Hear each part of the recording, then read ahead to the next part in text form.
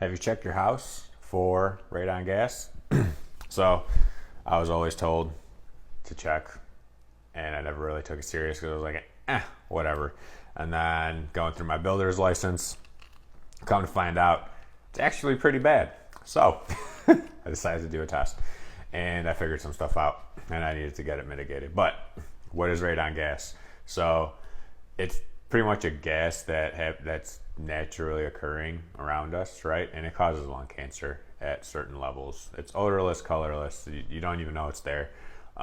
It's all around us, right? So if you're outside, it's all around us. But since we're out in the open, it's not at a certain level where it is harmful. But in a home, right, it can come through your sump pump hole, any cracks, anything. It can come through the basement and like basement walls and stuff. And even if you're not in a basement, it can just like seep through.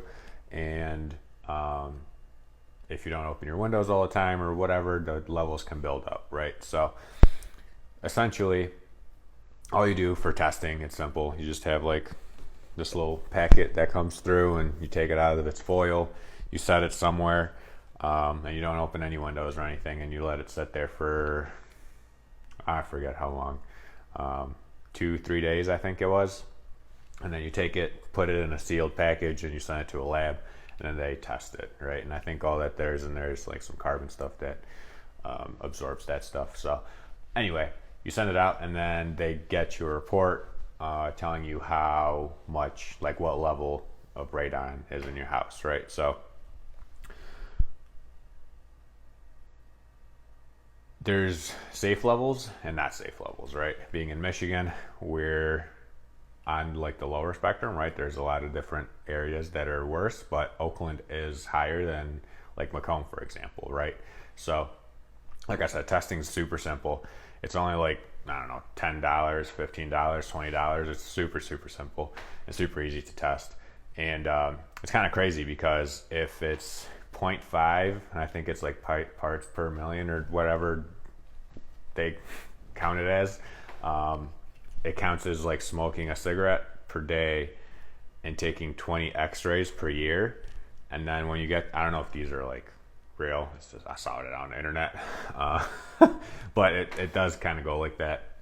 And so like if it's at a level of 2, that's like 4 cigarettes and 100 x-rays per year. If that's a level of 8, it's 8 cigarettes and 200 x-rays per year, and that's 8 cigarettes like per day. And then if it's at a level of 10, it's like 20 cigarettes and 500 x-rays a year, 20 cigarettes a day. So it's pretty crazy if you think about it. When I tested my house, it was at a 7, right? So smoked a lot of cigarettes while living in the house, but granted, it was in the basement, right, too. But anyway, so I had to get it mitigated, right? So it costs anywhere from like $800 to like $1,000 to get it mitigated. And all they do, if you have a sump pump, it's really easy. They just throw a cover on it, seal it, and essentially all they do is they throw on a fan that absorbs all that air and kicks it out of the house, right? And then when you do, because obviously it follows the path of least resistance, right? So if there's a suction somewhere, that's where it's gonna go. And it just like shoots it out outside, right, for everyone else to enjoy. But since it goes in the atmosphere, it's not as bad, right, as it would be if it was like in an enclosed space, right, continuously coming through. So I think it's $800 to like $1,200 to get a system installed. So it's not bad. Mine was like, I think $1,200, because where my sump pump was, it would like kick out right in front of the house. So like in the front of the house, you'd have like this ugly PVC pipe that is like exhausting, and it goes like up above the house, and then it goes like around the gutter, and you know, because it has to be like above the roof line. So it would have been ugly. So they had to like run a bunch of pipe all the way to the other side of the house, where it's not seen, right? So super simple to do to mitigate it, and then you do a test, and then it's all gone. So you got it before and after. So if you got a house, even if you've lived in it for a while, just do a test. It's super simple. Like I said, I never thought it was a big deal ever. And then going through my builder's license, which is like a chapter or two where we talked about it.